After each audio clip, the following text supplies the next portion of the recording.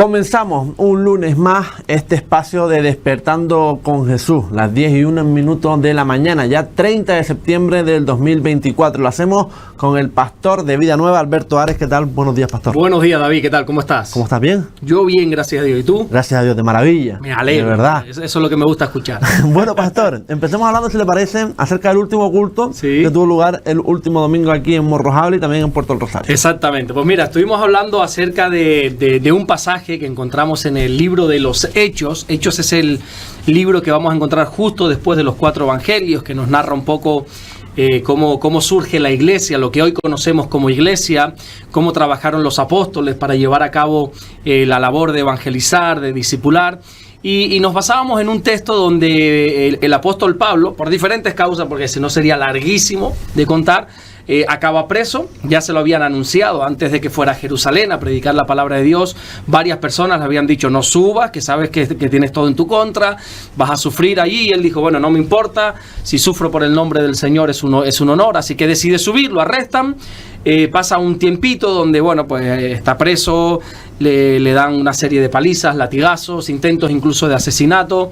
Y al final tiene el milagro, porque sucede de una manera milagrosa, de defender su causa delante del rey, en este caso el rey Agripa. Hablamos un poco explicando un poco toda la dinastía de esos reyes, los reyes Herodes. Este fue el quinto y el último rey de la dinastía herodiana. Y hablamos de que en esos cortos minutos, probablemente entre 3 y 5 minutos que se le iba a dar pie a Pablo para defenderse delante del rey y poder ser libre, Pablo lo que hace es una locura, que así lo denomina la Biblia, es una locura. Y porque él, en vez de aprovechar esos minutos para defenderse delante del rey y decirle: oye, mira, esto es injusto que yo esté aquí por este motivo y este motivo, no. Él aprovecha esos minutos para predicarle el evangelio. Digo que es una locura porque un procurador romano que se llama Festo, que estaba por ahí, le dice: Pablo, estás loco, las muchas letras te están volviendo loco, acabas de desaprovechar la mayor oportunidad de tu vida, la única oportunidad que te queda de ser libre, y en vez de apelar a tu causa, acabas de predicarle el evangelio a este hombre. Y hablábamos un poco de que Pablo hizo esto porque él le daba valor al cristianismo. Él entendía que a quien tenía delante no era un rey, no era una persona pudiente, una persona de autoridad. Pablo tenía delante a una persona seca, vacía, a una persona, un rey, pero al fin y al cabo una persona que no tenía a Jesús en su corazón. Hace algo muy tremendo Pablo, porque después de predicarle, le pone, por así decirlo, entre la espada y la pared y le dice: ¿crees en Jesús, oh rey Agripa? ¿Crees? Yo sé que crees, le dice, yo sé que crees. Y le insta a creer, y el rey tiene una contestación un tanto curiosa, porque dice: wow, por poco me persuades a ser cristiano. Algo le faltó, no sabíamos, decíamos varias posibilidades, por qué estaba convencido, pero no se decidió. No sabemos si era el apego a las cosas del mundo, no sabemos si era por el qué dirán de los que estaban ahí, no sabemos por qué el rey quería, pero al final no lo hizo. Pero quisimos centrar el mensaje en el hecho de que Pablo aprovechó esos minutos no para defender su causa, sino para intentar salvar un alma, porque el cristianismo es algo de valor. Cité a un hombre llamado Bertrand Russell, que escribió un libro en el año 53, si no recuerdo mal, que se tituló ¿Por qué no soy cristiano? Este hombre en ese libro no solamente expone por qué no es cristiano, sus ideas de por qué no accede a ser cristiano, sino que además, no solamente hace eso, sino que además tacha de ignorantes a todos aquellos que sí creemos en Jesús. Entonces yo decía: oye, pues ¿será verdad que esto es verdad, que somos unos ignorantes? Y bueno, y empecé a dar una serie de datos tremendos de cómo las mayores personas que han cambiado la historia de la humanidad, todos sin excepción, han sido cristianos. Hablábamos, por ejemplo, tengo aquí algunos datos. Hablábamos, a ver por dónde los tengo por aquí. Isaac Newton, por ejemplo. De Isaac Newton, de Louis Pasteur, de Thomas Edison, Pascal, Maxwell, todos fieles creyentes del Señor. Ellos siempre han cambiado la historia de la humanidad y siempre fueron fieles al Señor. Hablábamos de las 3 universidades más conocidas del mundo, las 3, Oxford, Harvard, Princeton, todas fundadas por pastores evangélicos, y todas en su lema, en el escudo que tienen, todo tiene que ver siempre con la palabra del Señor, con algún versículo. Hay una que era bajo el nombre de Dios. Luego hablábamos de que desde el 1900 hasta el día de hoy, todos los premios Nobel, tengo por aquí el dato para no inventármelo, el 65,4% de los premios Nobel todos eran cristianos, de química, de matemática, de medicina, de economía, de premios Nobel de la Paz, todos eran cristianos. Así que al final no es absurdo el ser cristiano. A mí la lógica, yo decía que a mí la lógica me lleva a ser cristiano. Cuando yo estudio todas las demás creencias, todas las demás religiones, yo analizo y la cordura me dice, el razonamiento me dice que no es un insulto a mi inteligencia ser cristiano. La Biblia no es un insulto a mi inteligencia, no es un atropello a mis principios, a mis valores. Todo lo contrario, es un desafío para yo estudiar. Y si analizo otras religiones, para no entrar aquí tampoco en eso, si analizo otras y nombraba algunas cosas sin citar religiones, simplemente cosas, oye, para mí eso sí es un insulto a mi inteligencia, es un insulto a mi razonamiento, ciertas otras cosas. Entonces, pues bueno, pues mostraba haciendo nombre a Bernard Russell de por qué no es cristiano. Yo decía, te voy a dar los motivos por los cuales sí soy cristiano. Soy cristiano porque la lógica me lleva a ser cristiano, porque analizo las bases del cristianismo, analizo el mensaje de Jesús, analizo toda la palabra de Dios y es un mensaje razonable, un mensaje entendible que nos habla del amor, del perdón, de la compasión, de tantas otras cosas. Decía que al ser cristiano me doy cuenta de que me convierto en una mejor persona. Porque si llevo a cabo, eso sí, si llevo a cabo lo que dice la palabra de Dios, porque siempre nos manda a bendecir a los demás. Si soy cristiano, mi vida cobra propósito, decía, ya no vivo aquí sabiendo que dentro de 20, 30, 50, 100 años moriré, sino que como dice la Biblia, no moriré, sino que viviré. El día que uno cierre los ojos aquí, los va a abrir en la eternidad y ahí empieza, David, nuestra verdadera vida. Esto por aquí estamos de paso. Aquí el más robusto, dice la Biblia, son 80 años, 90, 100 como mucho. La vida es como un soplo, dice la Biblia. 104 su abuela. 104 mi abuela, increíble, que cogía cubiertos, ¿te acuerdas? Igual que la mía. Es un soplo, la vida es un soplo y nosotros nos creemos la última Coca-Cola del desierto y en unos cuantos años ya no estaremos, David. Totalmente. Todo por lo que estamos luchando aquí, esas casas, esos coches. Escuchaba el otro día un vídeo que me hacía reflexionar, porque decía, todo por lo que te estás matando en el día de hoy por obtener, en unos cuantos años, en unas décadas, no existirá, será chatarra ese coche por el cual te estás dejando la salud ahora, será escombro esa casa por la cual estás intentando adquirir, porque aquí estamos de paso, aquí y algún día caeremos en el olvido.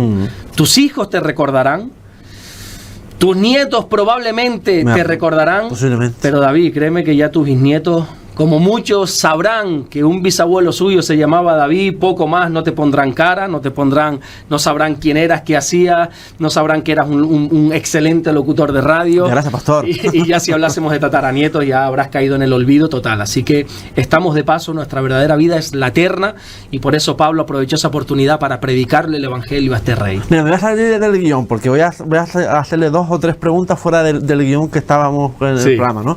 En el culto también habla del amén, ¿no? Sí. De lo que significa amén y por qué se suele decir, ¿no? Sí. Me gustaría que lo compartiera con la gente. Bueno, la palabra amén literalmente significa así sea. Es como una afirmación, como a ver si me permite esta expresión, como un cuño, ¿verdad?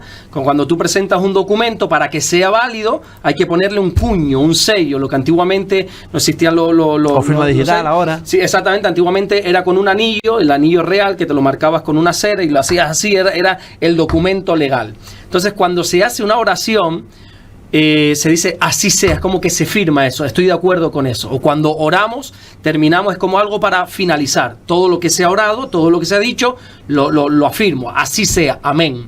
Y decíamos que curiosamente Hechos es el único libro, creo que el libro de Santiago, la carta es corta, también la carta de Santiago, si no me equivoco tampoco, pero Hechos es el único libro de la Biblia que no contiene la palabra amén. Y de ahí, pues bueno, decíamos una curiosidad. Esto no tiene que ser doctrina, no tiene que ser algo, mira lo que pasa en la Biblia. No, esto es una curiosidad nada más, que el libro de Hechos no tiene la palabra amén porque no está cerrado. El libro de Hechos, como decía antes, es la historia de la iglesia primitiva, de cómo creció, de cómo se formó, de cómo avanzó, de cómo se expandió por el resto del mundo, y termina en el capítulo 28, tiene 28 capítulos, pero nosotros, tú y yo, la iglesia de hoy, estamos escribiendo Hechos capítulo 29, por eso no contiene la palabra amén.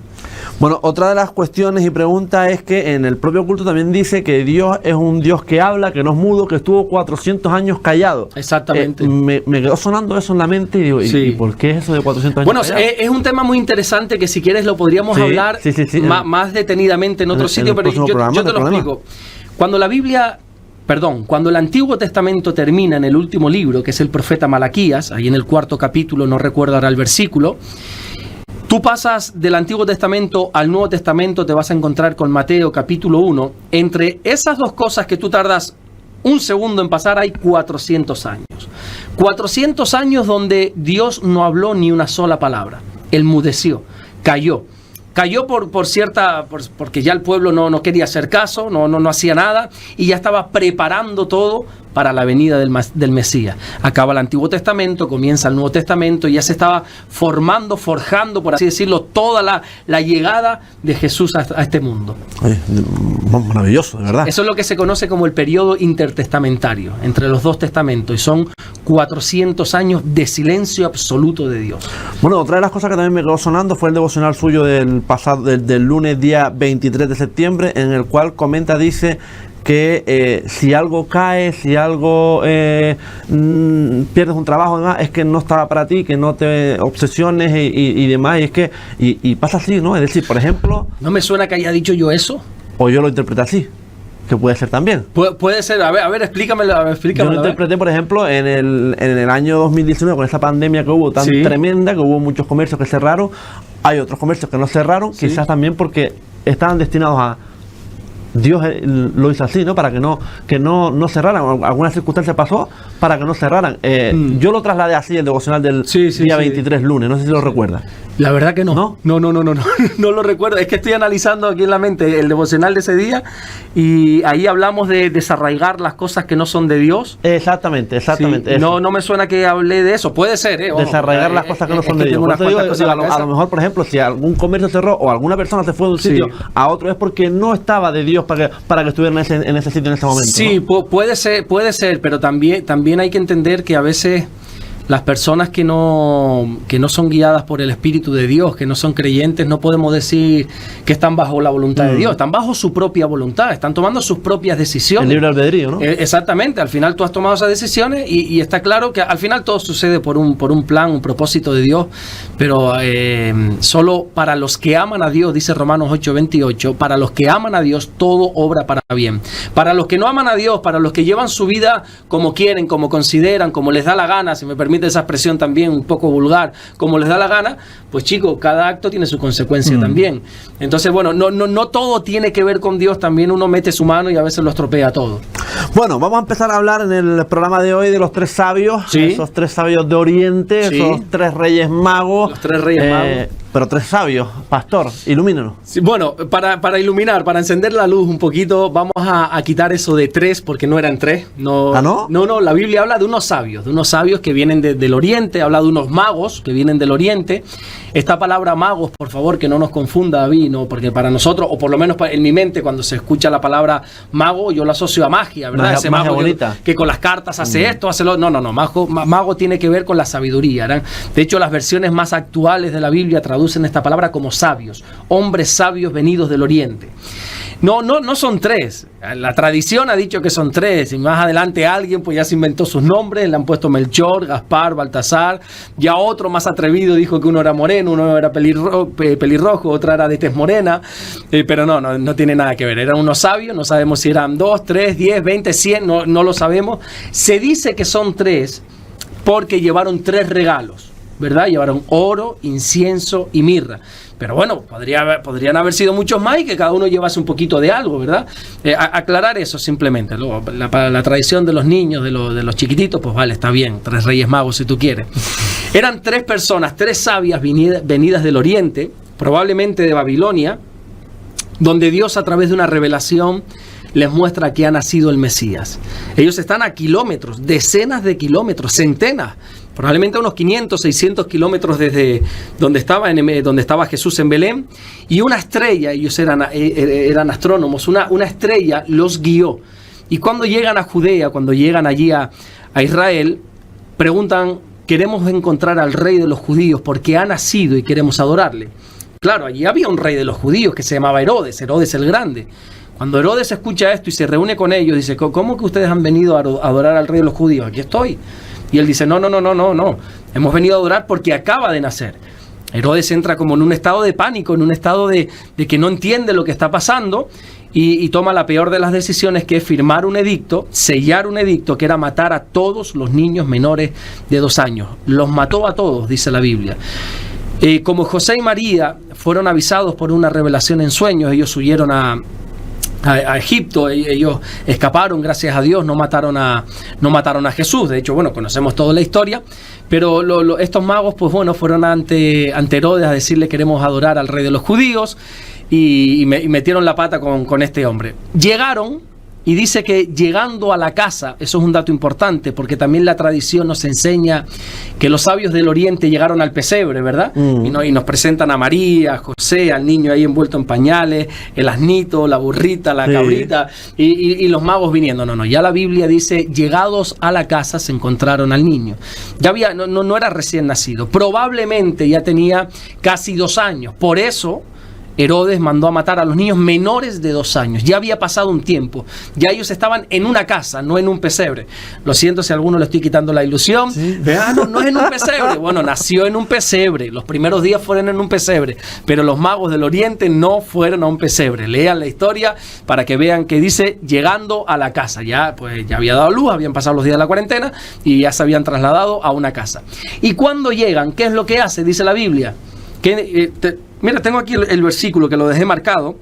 Dice que al entrar en la casa, para que veas, Mateo capítulo 2, versículo 11, vieron al niño con su madre María, y postrándose lo adoraron, y abrieron sus tesoros y le ofrecieron presentes, oro, incienso y mirra.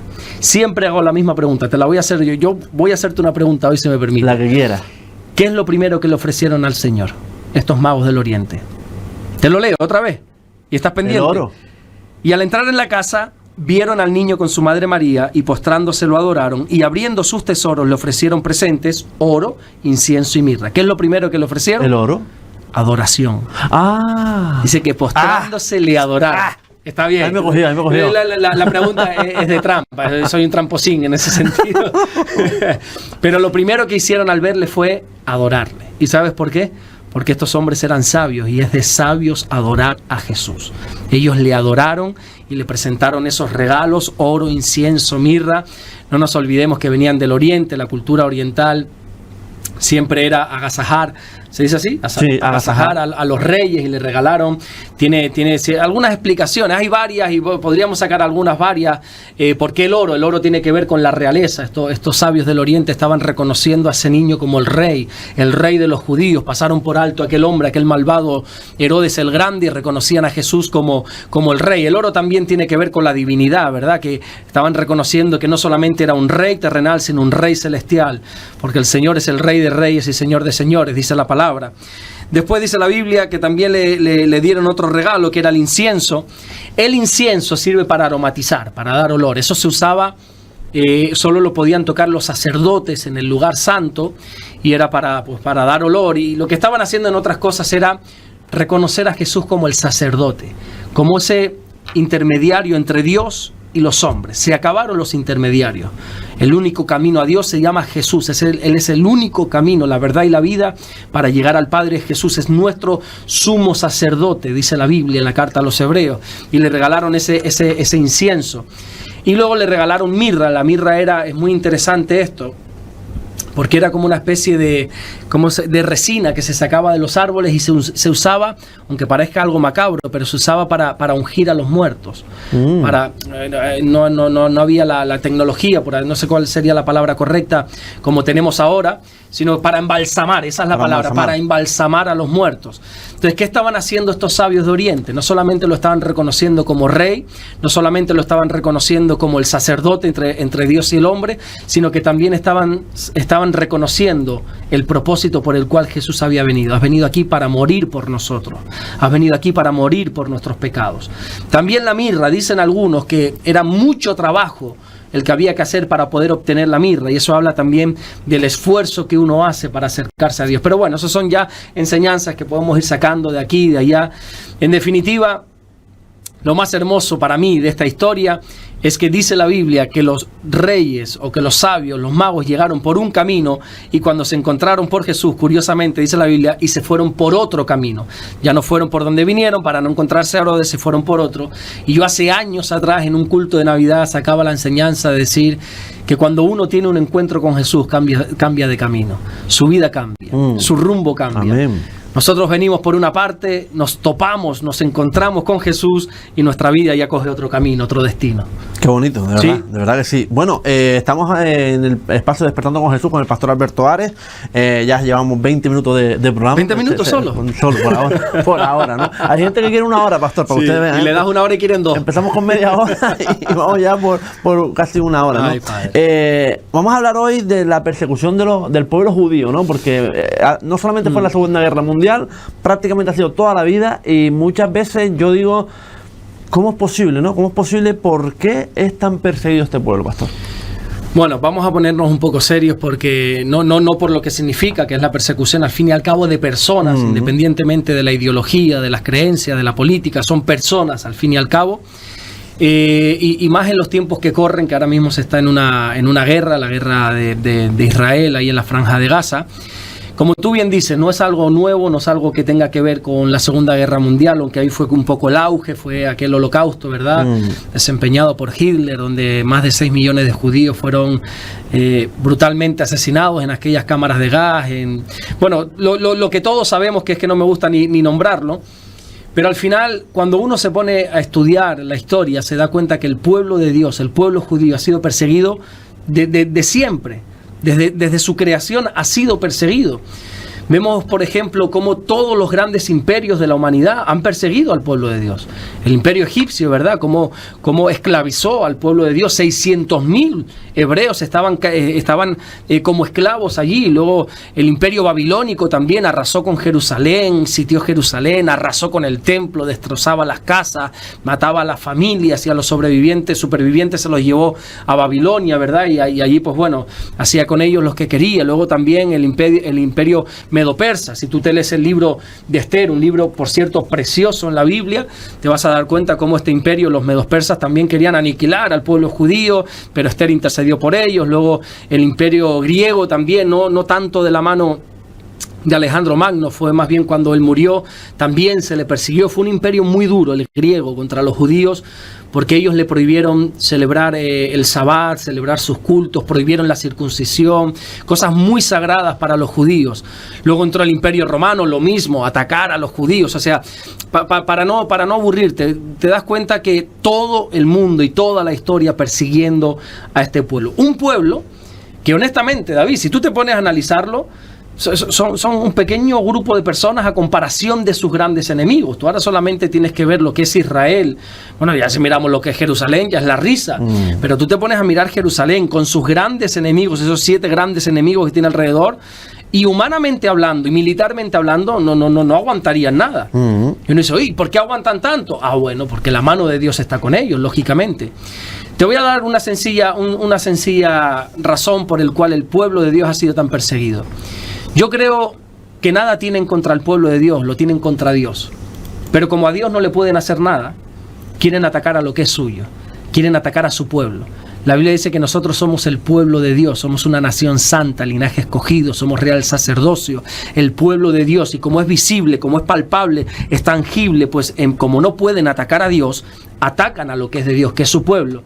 Sin darse cuenta que aunque lo lograsen eliminar, como era la idea de Hitler, eliminar la raza judía porque es una raza inferior, nosotros los alemanes, ¿cómo le llamaban ellos? La raza aria. La raza aria, ¿verdad? La raza aria somos superiores y estos van a contaminar nuestra raza. Prohibió, de hecho, el casamiento entre alemanes, judíos y entre los propios judíos. Bueno, una serie de cosas gravísimas.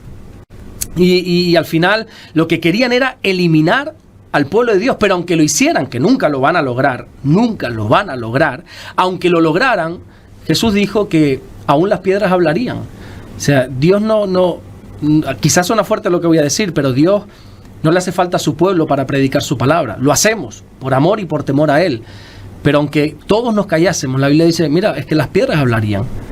Al final, mi mensaje va a ser predicado sí O sí, cielo y tierra pasará, dice la Biblia en repetidas ocasiones, pero mi palabra nunca pasará. Se puede levantar aquel, se puede levantar el otro, se puede levantar nación contra nación y todos ponerse de acuerdo para ir en contra de Israel, que es lo que se está provocando ahora mismo, ¿verdad?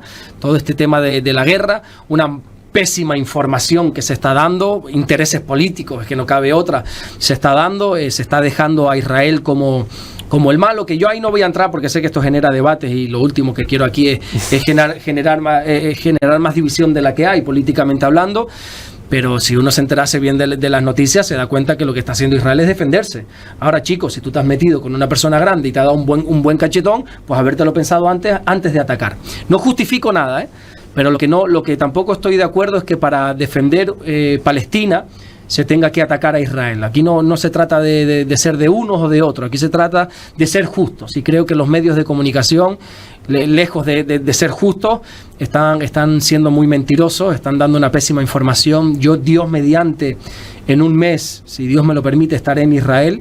Las cosas no son como las pintan. ¿Está grave la situación? Gravísima, y peor se va a poner, pero no es como lo pintan, no es como lo están diciendo. Y no es así. Al final, pues lo que quieren es generar un odio hacia el pueblo de Dios, que al final se está sosteniendo por Dios, indudablemente, David. Dios es el que está guardando a Israel, nunca se dormirá el que guarda a Israel, dice la Biblia, pero también porque tiene el sustento de Estados Unidos, ¿verdad? Pero sabes que la Biblia habla de que un día Estados Unidos retirará ese sustento. Y ahí entonces, bueno, pues ya los enemigos de Israel se crecerán, atacarán. La Biblia habla de una gran guerra que habrá, habla incluso de los muertos que habrá, habla de por dónde atacarán, si por el sur, si por el norte. La Biblia, como dice mi pastor, es el periódico de mañana. Nosotros no nos pilla de nada como, ay, lo que está pasando, ¿no? Pero es que ya la Biblia lo dice. Esta guerra ya habla de ella en la Biblia. El resurgimiento de la nación de Israel hace unas cuantas décadas atrás, habla la Biblia de eso. O sea que al final todos sabemos cómo acabará esta historia, pero el pueblo de Israel nunca va a ser vencido porque es el pueblo de Dios. Amén. Bueno, otra de las cuestiones, recuerda que puedes hacer preguntas tanto a través del canal del pastor como a través del canal de Sur FM. ¿Por qué existen judíos que no reconocieron a Jesús como el Mesías y aún lo esperan? Aún lo esperan, sí, señor. Nosotros estamos esperando la segunda venida del Señor. Cuando dice la Biblia que todo ojo lo verá, y estamos esperando esa segunda venida, ya no va a venir como ese cordero que se va a dejar crucificar, ahora va a venir como león, como el león de la tribu de Judá, dice la Biblia. Todo tiene unas explicaciones muy hermosas, muy preciosas. Pero los judíos siguen esperando la primera venida, esa promesa que se hizo en el Edén, en Génesis, si no recuerdo mal, capítulo 3, versículo 15, ¿verdad? Que habrá una simiente que le pisará la cabeza, y esa promesa del Mesías, de que va a restaurar la nación y todo. Ellos siguen esperando esa promesa. ¿Por qué? Porque cuando vino Jesús, no lo reconocieron como Dios. No quisieron reconocerle. Recuerda que el pueblo de Israel había salido hace pocas décadas atrás, 20 quizá o 30, del imperio de los griegos, que como te dije era muy cruel con los judíos. Luego vino el imperio romano, que era todavía más cruel, pero por lo menos le permitían llevar a cabo su religión, le permitían las fiestas, le permitían seguir con sus temas en el templo, eran extremadamente abusivos en cuanto a impuestos. Lo que te quiero decir, el pueblo judío estaba, permíteme esta expresión, David, estaba quemado, estaba cansado, estaba harto ya de la situación. Entonces ellos, analizando las profecías que se daban en el Antiguo Testamento, todos coincidían que ya tiene que venir el Mesías, ya tiene que venir. De hecho, salieron algunos falsos cristos que decían, yo soy el Mesías, nada tiene que ver. Pero ellos esperaban a un Mesías que viniese, a ver cómo te lo podría decir, con una espada en mano. Ellos pensaban que el Mesías les iba a liberar, les iba a salvar. No entendieron el término. ¿Te acuerdas que el otro día te explicaba lo que es la palabra salvar, que habla de nuestra alma? Pero ellos entendieron que venía a salvarles del imperio romano, que iba a venir ese Mesías con espada en mano, le iba a cortar la cabeza al César, a Pilato y a quien se pusiera por delante, a todos los centuriones romanos, le iba a prender fuego a todo lo que tenía que ver con Roma.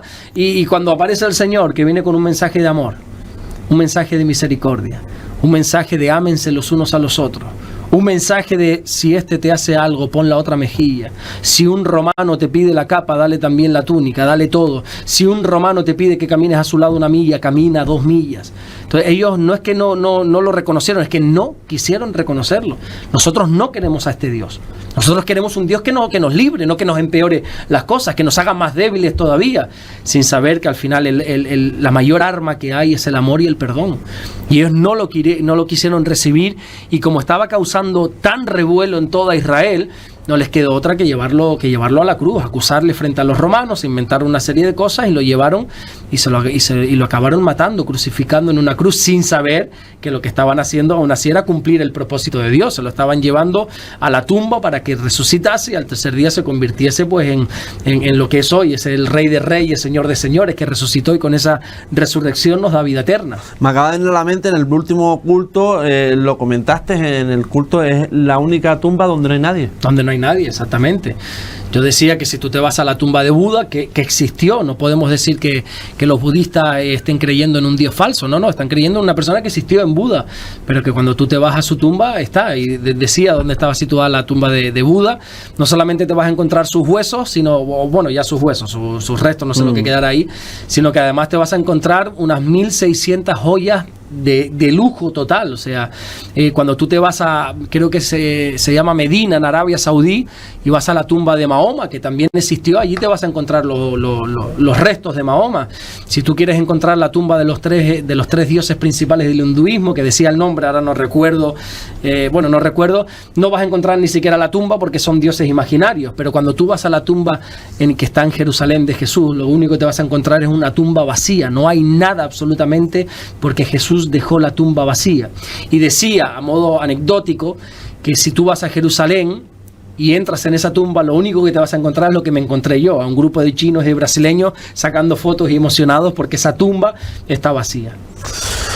¿Ya ha ido usted? ¿Ya ha ido al pastor a Israel? He ido una vez y Dios mediante ahora en noviembre estaré por allí también si todo sale bien. Teníamos todo ya planeado para ir en el noviembre del año anterior, del 2023, pero bueno, pasó lo que pasó en octubre, sí, la guerra, y no se pudo ir. Pues no se pudo ir, entre otras cosas, porque no había aerolíneas que nos llevase, estaba todo paralizado, y Dios mediante ahora sí me voy ahora. Bueno, hemos comentado en el anterior programa que hay cosas que decimos, a quien madruga Dios le ayuda, hay otras cosas que decimos y tal. El de pagamos justo por pecadores, ¿también lo dice la Biblia o no? No, eso no dice la Biblia, pero al final sí, es verdad que a veces pagamos justos por pecadores porque por el mal que están haciendo algunos, pues mira cómo está la sociedad hoy en día, ¿verdad? Hay un versículo que quizá no te lo puedo recitar literal, pero que dice que cuando el impío es el que está gobernando, el pueblo está mal, está destrozado. Sin embargo, cuando el justo es el que está gobernando, el pueblo está alegre. Al final, por el mal que están haciendo unos cuantos, pues estamos pagando justos por pecadores. No es un versículo bíblico, pero es un principio que estamos experimentando. ¿Qué dice la Biblia de la misericordia, pastor? Bueno, la misericordia, vamos a apuntar hacia la misericordia en dos direcciones: la misericordia de Dios, la misericordia divina, y la misericordia que cada uno de nosotros tendríamos que tener. La misericordia es uno de los grandes atributos de Dios. La Biblia dice que Dios es misericordioso, y gracias a esa misericordia estamos nosotros con vida, estamos nosotros en pie. La Biblia enseña claramente que el alma que pecare ha de morir, la paga del pecado es la muerte, así que como todos somos pecadores, todos deberíamos morir, pero la misericordia de Dios nos tiene con vida. Hay un versículo que, si no recuerdo mal, se encuentra en el libro de Lamentaciones, que dice que la misericordia de Dios son nuevas cada mañana. Cada día Dios renueva esa misericordia con nosotros. Y como Dios es misericordioso, dice el Evangelio de Lucas, Dios demanda de nosotros misericordia. De hecho, también Jesús dijo ahí en el famoso Sermón del Monte: bienaventurados los misericordiosos, porque ellos recibirán misericordia. Si tú eres misericordioso con los demás, prepárate, porque lo que vas a recibir también es misericordia. ¿Pero qué es en sí? Porque algunos no saben diferenciar la misericordia, por ejemplo, de la compasión. Algunos dicen, misericordia es tener compasión hacia el prójimo. No, eso no es. Compasión es una cosa, misericordia es otra cosa. Compasión es sentir lástima, ¿verdad? Cuando tú vas por la calle y dices, ay, pobrecito, mira cómo está ese hombre, qué pena, ¿no? Ay, me da lástima, me da pena. Los latinos dicen pena para vergüenza. Sí, vergüenza, sí, me da pena, me da vergüenza. Pero, ay, qué lástima ese hombre, pobrecito. Pero te quedas con el sentimiento, con esa compasión, con esa tristeza. ¿La misericordia qué es? La compasión llevada a la práctica. Somos, dice la Biblia, movidos a misericordia. Compasión es decir, pobrecito ese hombre. Misericordia es ayudar a ese hombre, que es la historia del buen samaritano, que dice que fue movido a misericordia cuando fue a un necesitado, y no simplemente dijo, ay, mira aquel hombre que está tirado en el suelo. No. Dice que él lo montó en su cabalgadura, lo llevó a un hotel para que fuera curado, vendó sus heridas y todo eso. Eso es la misericordia, ayudar al prójimo. 16 programas con el de hoy, 16 programas, que parece mentira, son 4 meses ya prácticamente de este espacio Despertando con Jesús, que gusta y bastante. Sí. ¿Quién fue Poncio Pilatos, pastor? Porque yo siempre escuché lo de, te lavas las manos como Poncio Pilato. Sí, se lavó las manos y quedó un gesto para la historia, y ahora te voy a decir por qué se las lavó. Bueno, Poncio Pilato fue un gobernador romano, que estaba, el César ponía varios gobernadores en las regiones que estaba gobernando, en este caso en Judea. En los tiempos de Jesús, que le tocó a Jesús ser crucificado, estaba este hombre, Poncio Pilato. Poncio Pilato era el encargado, por así decirlo, de que todo estuviese tranquilo, todo estuviese en orden, el pueblo que estaba gobernando, en este caso los judíos, estuviesen tranquilos, aunque los tenían, como te dije antes, subyugados a impuestos, pero él se encargaba de que políticamente, socialmente, religiosamente, todo estuviera en orden. De repente se crea una revuelta por el tema de los judíos. Los judíos no reciben a Jesús, se lo quieren quitar del medio, pero los judíos, aunque estén en su tierra, no tienen autoridad, porque están siendo gobernados por Roma. Es Roma quien tiene que condenar a un preso. Así que se lo llevan a Poncio Pilato. Mira, este hombre, y se inventan cosas porque está blasfemando, está diciendo que es el rey de los judíos, que todo es mentira. Y como Poncio Pilato ve que todo el pueblo está metido en este pleito, le hace caso y dice, uy, vamos a ver qué pasa. Entonces, analizando la historia de Jesús, él empieza a investigar, a indagar un poco sobre Jesús, y se da cuenta que es inocente, que se lo están inventando todo. Y hasta en 3 ocasiones hace intentar razonar al pueblo, a los judíos, a los religiosos, a los sacerdotes, a los fariseos, a toda aquella gente. Le decía, pero vamos a ver, ustedes no entienden que este hombre es inocente. Y la Biblia dice una cosa muy triste, que todos a una querían la crucifixión de Jesús. Y él no quería, él decía, es que yo no puedo condenar a un inocente. Se acordó que en una de las fiestas, en la fiesta de la Pascua, los judíos tenían por costumbre soltar a un preso, liberar a un preso, como un acto de misericordia, no de compasión, sino de misericordia. Vamos a liberar a un preso.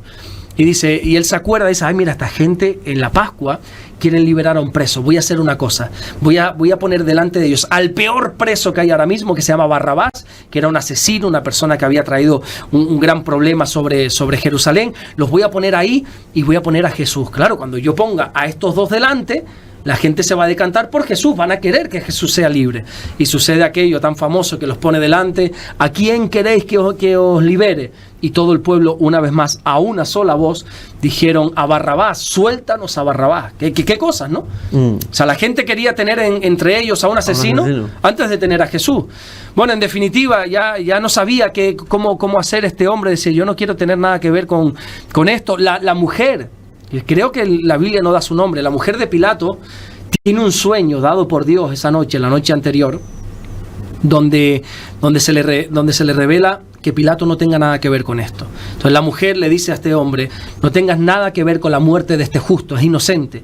He sido atormentada esta noche por un sueño, porque este hombre es inocente, no tengas nada que ver. Y de ahí viene a que, ya viendo que el pueblo no entraba en coherencia con dejar libre a Jesús, sabía que si lo dejaba libre, todo el pueblo se le iba a echar arriba, y al final, como político de turno, quiere agradar al pueblo nada más. Entonces dice, mira, os lo entrego, yo me lavo las manos, como diciendo, lo que se va a hacer es cosa de ustedes. Yo, una señal de decir, no tengo nada que ver con esto. Y al final lo entregó. Eso sí, lo custodió Roma con un centurión, con un equipo, los latigazos y todo, pero al final lo acabaron llevando a la cruz. Pero Pilato intentó librarse de esto, pero quedó en la historia como aquel gobernador que permitió que Jesús fuera a la cruz. La verdad es que es una historia tremenda. Tremenda. Hay una película. Ahora te dije esto y me voy a quedar mal porque no recuerdo cómo se llama la película. ¿La Pasión de Cristo? No. Otra, desde la visión romana. Siempre todas las películas cristianas se nos muestran desde la visión del pueblo de Dios, desde los discípulos. Pero esta era desde la visión, de hecho es desde la visión del centurión que custodió a Jesús. Y se va a Poncio Pilato. Todas estas escenas, muy bien. No son muy fiables en cuanto a la Biblia, pero te abre mucho el entendimiento. Ahora no recuerdo bien, si alguien sabe que lo ponga en los comentarios. No recuerdo ahora, ya te lo diré y lo pondremos por ahí. Bueno, yo he puesto aquí para intentar conocer o despedazar un poco los 12 apóstoles, para intentar conocerlos a todos, a ellos, ¿no? Y puse aquí para empezar a conocer, no sé si lo hemos hecho en alguna otra ocasión, pastor, pero si es así, yo creo que nunca está de más. Judas Iscariote, hablemos en el día de hoy de él. Bueno, no podíamos empezar por otro, sino por Judas. Por él, directamente. Bueno, era uno de los discípulos del Señor. El Señor tuvo 12 discípulos que se convirtieron en apóstoles, ¿verdad? 12 discípulos, y creo que tendríamos que hablar rápidamente de lo más conocido de Judas, que es su traición. fue el que traicionó a Jesús por aquellas famosas 30 monedas de plata, 30 monedas que no era dinero para aquel entonces, quizá era dinero, pero no era mucho dinero, lo traicionó por una calderilla. Y te voy a decir algunas curiosidades de este hombre. Judas Iscariote, Judas, aunque hoy nadie, de hecho creo que Judas y Caín, está prohibido poner aquí en España ese nombre, está prohibido por ley, sí, si no me equivoco está prohibido. Pero porque lo asociamos a traición. Sin embargo, Judas, que hay, de hecho en el equipo del Señor hay 2 Judas. Pues sí, perdón que lo corte, si ven Juego de Tronos hay más Judas que el carajo. Claro, porque el nombre significa algo muy bonito, alabanza. Es una de las tribus más importantes de las tribus de Israel, Judá. De hecho, Jesús vino de la tribu de Judá, que significa alabanza. Judas significa alabanza a Dios. Era muy común en aquel entonces. Es como Juan hoy, David, o sea, nombres comunes, bonitos, hermosos. Judas era así. Lo que pasa es que hoy nadie se le ocurriría poner Judas, porque enseguida, mira el traidor, a ver si te va a dar un beso el traidor. Sí. ¿Verdad? Sí, bueno, sí. Judas, el Señor le da una asignación dentro de su equipo, que es, por así decirlo, el tesorero. La Biblia dice que Judas era el que guardaba la bolsa. Curioso, ¿verdad? Sí. Todo ese dinero, esas ofrendas que se les daba para poder sostenerse. Pero Judas, ¿sabes lo que hacía de vez en cuando? Literalmente, dice la Biblia, sustraía de la bolsa. No grandes cantidades, no cogía las monedas grandes, no, pequeñas cosas, porque algunos piensan que robar pequeñas cosas no es robo. Me llevo aquí de la radio un bol y total. La cucharilla. La cucharilla. Las abuelas como son. Ay, pobrecita, que quedó ahora para la historia como la que quitaba cucharillas del avión. Pero a veces decimos, mira, un bol, y si David tiene que tener mucho, bueno, aunque tenga decenas de miles de millones, acabas de robar. Y Judas hacía eso y lo quitó. Iba robando, esa avaricia. La Biblia dice que Satanás entró en él, y en ese momento es cuando fue a los sumos sacerdotes, que ya estaban buscando cómo entregar a Jesús para entregarle. Lo vendió por 30 monedas de plata y le dijo, bueno, ahora ustedes me van a seguir, yo sé dónde está el Señor, sé dónde lo puedo encontrar, Él va a estar orando en un huerto que era común, el huerto de Getsemaní. Bueno, ¿y cómo lo vamos a reconocer? Dice, aquel que yo le dé un beso en la mejilla, ese es. Efectivamente, se acercó a Jesús, le dio el beso en la mejilla y lo traicionó. De hecho, Jesús, que todo lo sabe, cuando recibe ese beso le dice, ¿con un beso traicionas a tu maestro? ¿En serio? Imagínate el corazón de Judas, cómo se quedó ahí. Hay algo muy curioso en Judas, porque cuando las películas te lo muestran, o el arte, alguna obra de arte te muestra a Judas, siempre te lo enseña feo, con cara de malo, ¿verdad? Como tú dices, uy, qué cara de malvado, de traidor. Para nada, Judas no era así. De hecho, en la última cena, aquella que nosotros conocemos como Jesús en el medio, que por cierto las Olimpiadas hicieron lo peor de lo peor, sí. Escenificando eso, no vamos a entrar ahí. Nosotros nos ponemos en esa imagen, Jesús en el centro, 6 apóstoles por aquí, 6 por allí. No era nada así, era una mesa donde estaban reunidos, probablemente no había ni silla ni mesa, estaban sentados ahí, pero bueno. Allí el Señor, en esa última cena, como la conocemos, dice algo, les revela algo a todos, dice, uno de ustedes me va a traicionar. Y nadie sospecha de Judas. Imagínate, era un buen discípulo. O por lo menos era un buen actor, porque nadie sospechó de él. Todos empezaron a decir, uy, ¿seré yo, Señor? ¿Seré yo? O sea, preferían dudar de sí mismos antes que de Judas. El Señor, viendo que no se enteran, hace algo que yo no sé si tomármelo por el camino del humor, de la risa, porque dice, atentos, dice el Señor. Aquel en que yo mojare mi pan en su plato, ese es el traidor. Y de repente hacen el plato de Judas esto y se lo come. Y dice que los discípulos se quedan como, ajá, ¿y? ¿Cómo y? Estoy diciendo, aquel donde yo moje, ese es el traidor.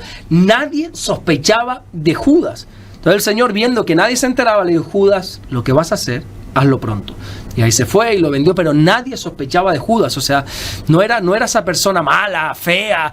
No, era una persona que pasaba como discípulo, pero mira, salió, perdón por la expresión, salió rana. Pero, ¿cómo conoce a Judas Jesús? Pues mira, la Biblia habla de cómo el Señor conoce a varios de los discípulos, a Pedro, a su hermano Andrés, a Juan, a Jacobo, a Mateo, pero a Judas Iscariote, si no me equivoco, no lo dice la Biblia, ya aparece en escena, o sea, no se nos muestra. Espero no estar equivocándome, creo que no, casi 100% seguro que no, pero creo que Judas Iscariote no se nos muestra el momento en el que fue llamado. Sí se nos da un detalle, todos eran galileos, todos los discípulos eran galileos, de ahí de Galilea, pero Judas Iscariote, de hecho Iscariote tiene que ver con el gentilicio de una ciudad, si no recuerdo mal, perdona, es Queriot, o sea, él era un hombre de ciudad, todos eran de allí, de Galilea, eran como de pueblo, él era de ciudad. Y una ciudad, por cierto, que ¿cómo se dice? Se conocía por sus lujos, por sus palacios, de lujos y caprichos, esa ciudad de Queriot. Así que yo creo que Judas ya tenía en su interior como esa pequeña avaricia, puede ser, ¿no? Por ahí, creo que por ahí van los tiros. Y el Señor, aún así, como es misericordioso, lo puso a guardar la bolsa, las ofrendas, pero mira, al final el hombre lo vendió, que por cierto, ya estaba profetizado. No es que Judas hizo eso porque ya al Señor se le escapó de la mano. No, el Señor ya lo escogió, claro que lo sabía. Está profetizado desde el Antiguo Testamento que habría un traidor que lo iba a vender. Y el Señor, imagínate el corazón, yo no podría, pero imagínate el corazón del Señor tan sano que se pudo sentar a la mesa sabiendo que el que está ahí al lado lo va a traicionar. Yo como mínimo le tiro un par de puntas. Mira tú el traidor y viene aquí con tu azúcar. Viene a cenar aquí conmigo, Y viene aquí a cenar. Pero el Señor le permitió estar 3 años a su lado, trabajar con él, porque el Señor no tiene rencor hacia la gente. Es algo precioso, de verdad. De verdad que sí, la verdad que sí. Bueno, estamos terminando este espacio, nos quedan 3 preguntas, pero lo vamos a dejar para la semana siguiente. Muchos saludos, David y Alberto, muchas gracias por enseñarnos honestamente con claridad y fundamento. Rosa Aguilera 2988, Stephen Goldschmidt, bienvenidos, los estamos esperando, bendiciones a ambos. Ayaret Díaz García 8195, ya los extrañaba. Nos mandan saludos desde Uruguay. Hola, buenos días, qué bendición volverlos a ver, se extrañan, bienvenidos, Dios los bendiga siempre, gracias por este programa. Rosa Gladys Sena 2055 y el último que tengo aquí desde México, Gabriela Rivera 7528, también los seguimos y da gusto ver estas entrevistas. Alabados a nuestro Señor Jesucristo y nos la dé bendiciones de seguirlo. Pastor, la semana que viene mucho más y mejor, Pues Dios mediante, sí, a ver si Dios nos da salud y sabiduría para volver a estar aquí. Yo creo que sí. Muchas bendiciones y gracias, David. Pastor, gracias, Dios lo bendiga. Gracias. Hacemos un alto en el camino pequeñito y enseguida regresamos con más entrevistas e información en Sur FM, la radio del Sur. No te vayas, hasta ahora.